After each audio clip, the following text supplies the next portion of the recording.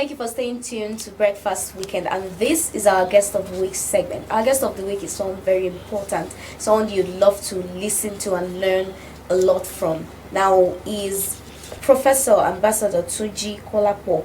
He is the former High Commissioner of Nigeria to Ghana from 2004 to 2007. Former Directing Staff, National Institute of Policy and Strategic Studies, Kuru Jos from 2010 to 2012.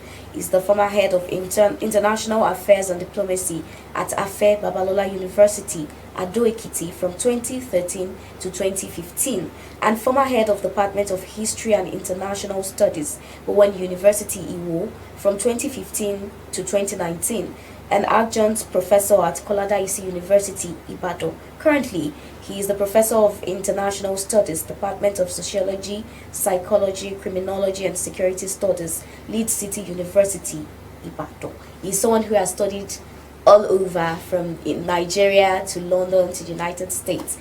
It's an honor to have you on Breakfast Weekend. Thank you very much. Good morning. How are you doing? I'm fine, thank you.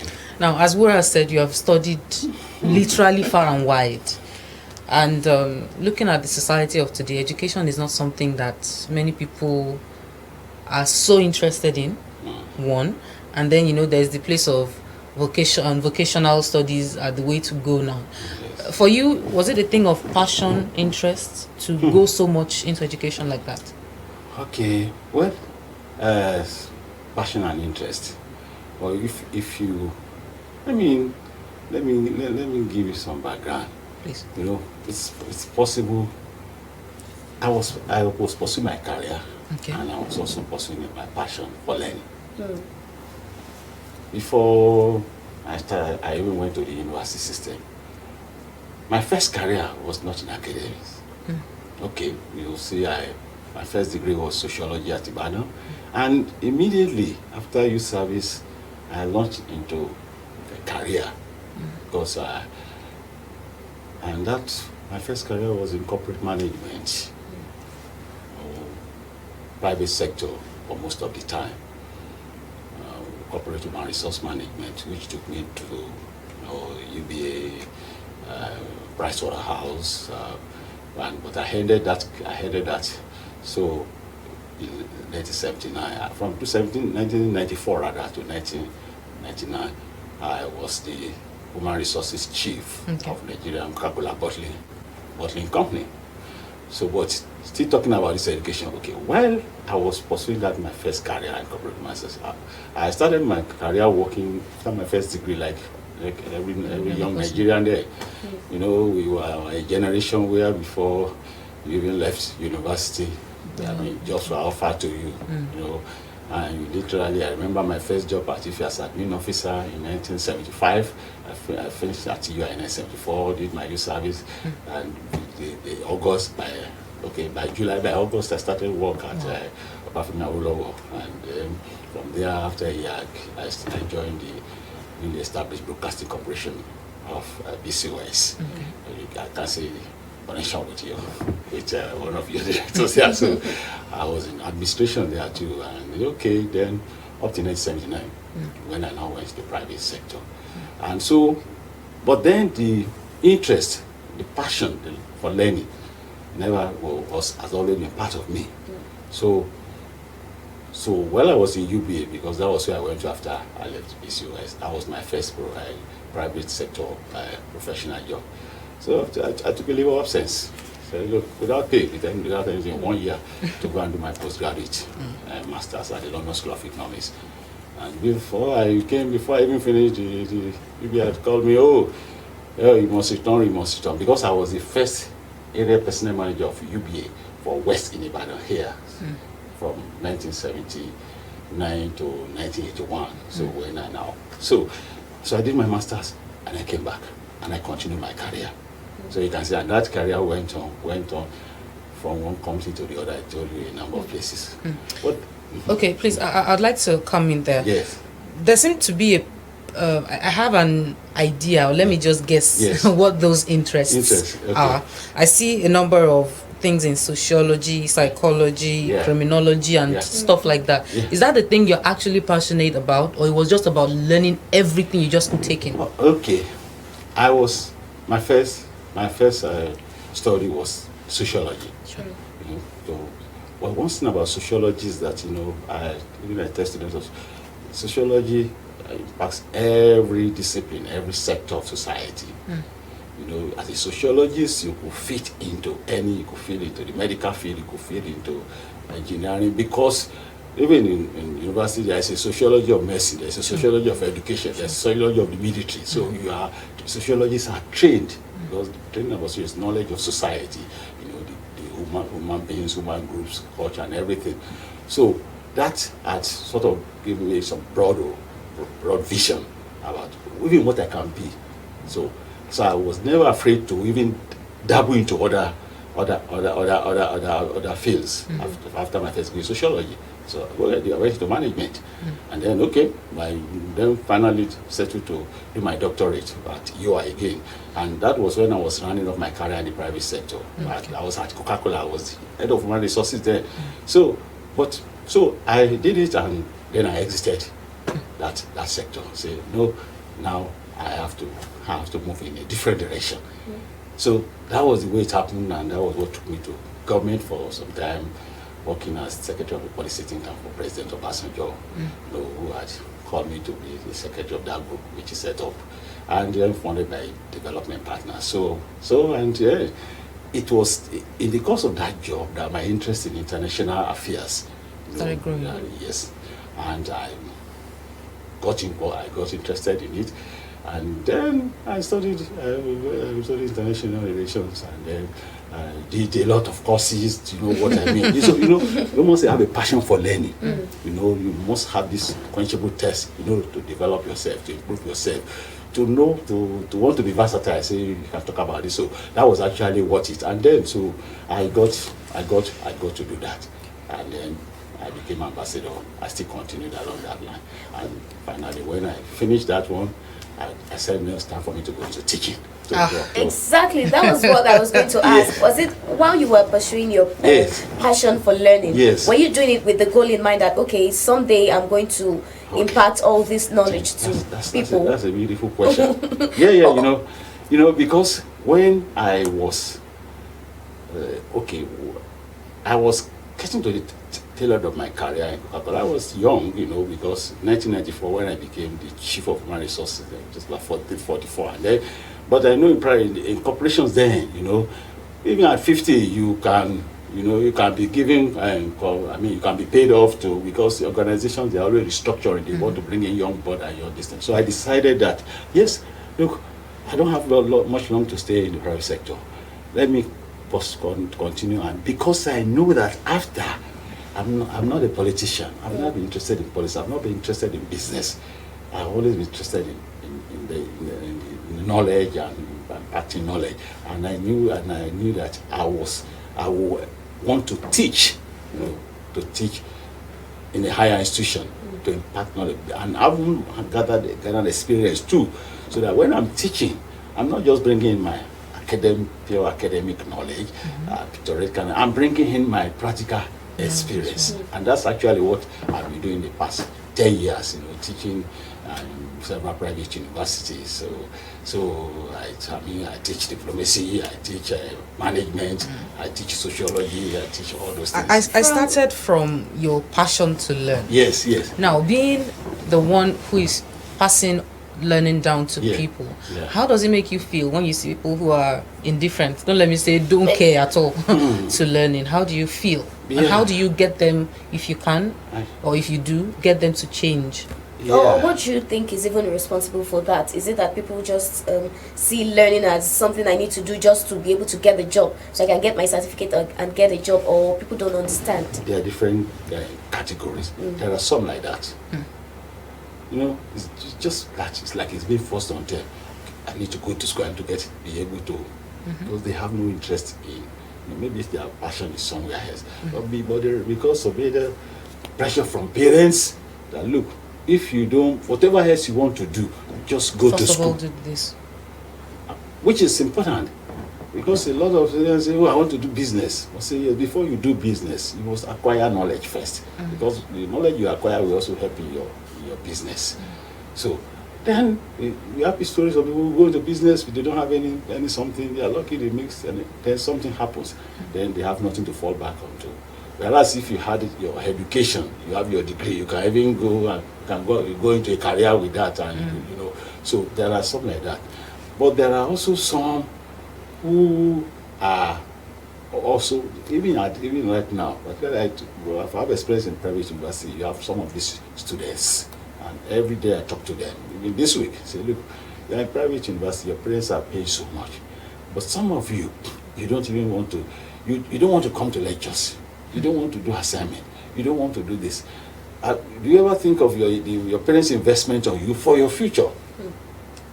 So we have all of them, and we also have those students who are interested in knowledge and who want to, and that's it's not difficult to find them. They're committed. Before the lecturer comes, they're seated. They follow you, take down notes, do your assignment, everything, ask questions. And then we are not surprised that such people do well. And so that's the joy of any lecturer. And that's the joy of any lecturer. And so such categories of students, what you end up doing is for life you continue to mentor them. Because some of them want to go into graduate school, and then they want to contact you for reference. Some want to go into career. They want to also contact you for this, and you'll be glad to do that for them. To support them, to encourage them. So that is it. On a lighter note, Professor. Yes. You talked about how young you were while you were pursuing all this discipline along the road, along the line. Yeah. And I also know that young period is the time that many, even people in your generation, with all due respect, that's the time many of them also wanted to have fun. They wanted to listen to good music and just drink and enjoy life with women. How were you able to balance it then, or did one suffer for the other? No. You see, in those days, I went to University of Ibadan, and then, of course, Ibadan was still the premier university, and you had there was fun. There were societies, there were clubs. Fella would come and play at UI and many other big top musicians, you know, and I was all part of it, you understand me, you know. And in addition to that, even at the your departmental level, you have these departmental associations, you know, like even at the University of Ibadan, as Department of Sociology, Student Sociological Society, I was secretary and president for many years for so I was actually active in terms of that, in terms of social, but I have always been somebody that a very modest person, you know. We have those, even at our time, those who are reckless and go it, they can hit all over and just get drunk and understand it. Well, we have the people halfway, somebody like me, you know, I know want to say it's enough, go and study, you know, prepare for your exams and that kind of thing. So it's not that I was a bookworm and I didn't do any of that. You know, I did. I was even in politics. I did students, you know, politics. Okay. To the extent that in my second year, when we normally have, I even ran for election at UI for the post of, I was the secretary or assistant secretary there. You know, of and course, did you win? I lost a woman. That year was the first time women were coming up in. We had a woman vice president, and then we had a woman assistant secretary. So it was all. Give women a chance. I lived a very active life, politically, socially, and it's also academically. And I'd like to know, lovically, because I know that guys who read a lot, women like them. So I want to know if that's the way you entered mommy's heart. No. It's not. It's you'll be surprised. You know, we came from two different worlds. What I mean is this. All right, we never went to school together or anything together. We didn't share it. All right, I went to University of Ibadan. He went to Amadi Bello University. So we never. So how did you we actually met. I had finished school, finished your service, you know, and then I told you when my first job was at Ife after 1 year, and then I joined 1976 when the whole WNBS had been broken up, and then we now have the BCS, all the various states, Broadcasting Corporation of your state, and I came as a senior admin officer. And then Mommy just finished. She finished her program at ABU. Okay. Read library science, and then then we happened to need a librarian and this thing, and somebody brought the application I never knew, and then she was invited and she came for the interview. I happened to, because I was number 2, I was the secretary of the interview panel because my controller was the, and then, she was the other head of class, she was selected. And then we started, we started being friends. Yeah, that's actually where we met. To the glory of God, I'm talking of, we met in 1976, we married in 1977. Wow. So you can see how many years we have Wow, been wow. on. She's been with you all through it all. True. Was she at any point skeptical when you were switching from these Career different to- areas? Yes. Wonder, that's good. Because even my colleagues, my friends, a lot of them say, Tunji, one they said that, Tunji, I was very restless, both intellectually and professionally, because I moved a lot. And of course, for any, you have started a family, you have children, and their school, and then, so in the course of doing that, there have always been there have been occasions where there are problems. You understand me? And then she will always advise me, and she will always be concerned about what step, why do you want to take this step, have you considered it? But then she's not that she will put pressure on me, and she will still support me for anything. So all along we have had our challenges or this thing, but she had always been there for me. So Before I ask the lessons you've gotten from life generally, Yes, in all the different yes. disciplines, I want to know if you could advise any couple today. Yeah. A lot of people will be getting married in a few hours, Yes, a few yes. minutes. Yeah. What would be the one thing you would say has kept you going strong for all those years? First of all, God. What I mean is, any couple, first of all, if apart from when you started, you liked each other, you loved each other, you are friends, you agreed that you want to spend the rest of your life together, you have come together. But it is after the marriage when the real journey begins. But it's always good to have God at the foundation of it, on both sides, So we have had that Christians, and we have always been strong with our Christian background and faith. So because even there will always be challenges, there will always be storms, and it is but when you have those storms and challenges, and you commit everything to God, you always, so there's that. And then you must both parties, you must be determined to make your marriage work, to make your home stand, family stability. Because for the slightest these days, couples will break up. So, and that's very important. That determination. That determination must be there.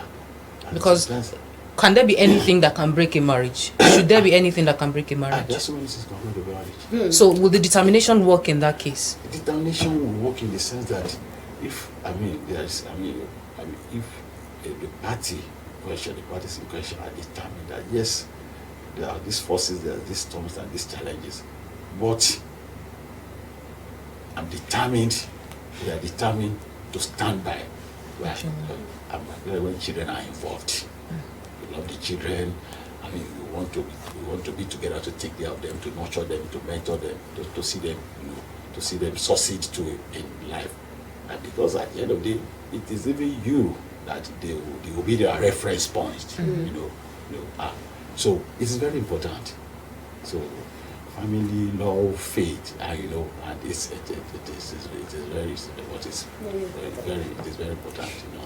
Speaking of reference points, sorry, Ayo, do we have any of your children going along that is line that is already showing that, that is already displaying that intense passion for learning? All my students that we have 3 daughters. Wow. And to the glory of God, you have done very well, you know. So, we went to graduate school, and even before they got married, they first settled that, you understand me. And they are in their careers now, and what they do. Well, I know there's one of them. Towing that his footstep. Yes, you know. I mean, who has that kind of restless spirit, and okay, intellectually, you know, aggressive, and and she's also, and who is onto that. You know, she has masters. Yes. Oh, I plan to do. I want to do my. That's very good. She's doing a good job. I want to do my PhD in so, and that kind of. Of course, all I can do is to encourage, because right. I like you it. Understand? I'd also like to know the lessons you've learned and the things that have motivated you all through the years as you've gone through life. Thank you. Yeah. You see, background, you know where where you're coming from. And I tell people, and I say, in my own personal life, in my private moments, I say, God, when I look back, I come from a very humble family background. You understand me? And I mean, from polygamous family, Christian family, but then, and with all those challenges, and luckily, even amongst my father's siblings, I mean, or even my extended family, perhaps I was the first graduate. You understand me? And out of sheer determination, you understand me? Most rugged and this thing, and so. But luckily, I happened to have that passion for learning right from those days, even in those circumstances. So went to secondary school, did very well, excelled. Those days then, Station 1, and then we went to HSC, the college, did very well and excelled. And so when the university came and had some challenges, how will we be able to manage it? And as God was also faithful, just after my first year, they got a federal government scholarship, and so when I looked at and I say, look, okay, it's by God's grace that I'm able to achieve this, even against all the handicaps of background. And then, like I told you, the support of marriage, of my wife, and my children, and everything, because I'm an only child of my own mother in that polygamous home that I'm talking about. So for me, my wife and my children are my yes. So that closeness has to be there. And so when I think of that, I'm motivated, and of course I also I professionally I've been ambitious, I want to be able to attain a level that because even for your children, they want to be able to look up that this is where I came from, and to the glory of God, this is where God has taken me and my family to. And so that is the thing, that but the grace of God, one's life is very, very important, and then you must always acknowledge Him in everything we do. We cannot do anything, no matter how good you are, no matter this thing. That's about motivation. What about the lessons you've picked up from people, from your relationships with people along the way? Oh, the lessons I've picked up is there are a lot of lessons. But then the lessons is that for a man, for anyone, you must have your goal. You must have your focus, because friends and others, there will be distractions. You understand me? But don't let any distraction, particularly anything that will not add value to your life, to your vision, to your dream. You understand me? Don't let such things dominate your life. Nobody's perfect. I'm not perfect. I go out, I'm a member of clubs, I love to golf club, I love to social club, so I enjoy myself, you understand me? And I have friends, all kinds of friends, but then you don't do something because your friend is doing it. It's not given to peer pressure. But don't give it to peer pressure. If you give to peer pressure, you somewhere along the line you'll be distracted. So that is the thing. Focus on your goals, your family, then of course, then your dream and your vision, and then you go down. And once everything is committed to God, God will always challenges or problems and you can be sure that God will see you. I am tempted to ask a question. Yes. You're waiting. If there is the place of everything happens for a reason. Yes. Everything is the way it is for a reason. Mm. But looking back on the things you've done, the things you've accomplished in life, is there anything that if you could do again, you'd like to do again or do differently, or you do it the same way? Of course, we all always have some personal regrets, but then, as Christians, you don't always let your regret the mistakes you think you have made, hold you down. You understand me? And you just try to move forward. But there are definitely certain things that if I have to do again, I will do differently. Give me one thing. But because I think my career will be one. You understand me? Maybe I will do differently. Because yes, maybe I will do differently. You understand me? That's one thing. And then the other thing is, there are certain areas of one's life you think that, maybe I should have taken care of this. I should have done more in this area when I was. I really like you to be specific. I don't like all this. What do you say specific in what sense? Okay, I've told you about my career. Your career too. You do not tell me what exactly you would do now if you were to do it differently. Okay, you see, I started in government, and I went to private sector. But then I moved, in the private sector, of course, you see people that will work maybe in an organization for a long period of time, and then when after some time they retire and go and do this. But I never quite spent much time, in all the private, in all these companies that I worked in. Maybe I spent maybe 5 years, you understand?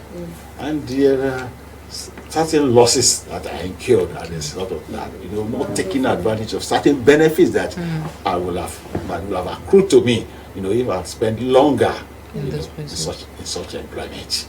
You understand me? You have pensions, you have all those things, which because of the nature of my career moves, I could not say so we are going, maybe they just pay your entitlements and then move on, And when I sometimes I say, government was not very attractive then, until maybe there was this reform and then this. Because now you look at some of my colleagues who went to government, they retired as PAMSEC, and then the hefty pension that they collect, and at that level they collect it for life. You understand me? And then you see, whereas as for somebody who had that kind of career trajectory, in my own case, then that has not been, unless you have a major investment, that you are nurturing, that you think can take care of for the rest of your life, which usually never is the case. You understand me? It's been a pleasure talking to you, Professor. We have been speaking with Professor Ambassador Tunji Kolapo. Of course, he's a professor. He's a former High Commissioner of Nigeria to Ghana between 2004 to 2007. Thank you so much for coming once again. It's my pleasure. It's my pleasure. All right, we'll take another quick break. When we'll come back, we'll have one more segment for you on Breakfast Weekend. Stay tuned.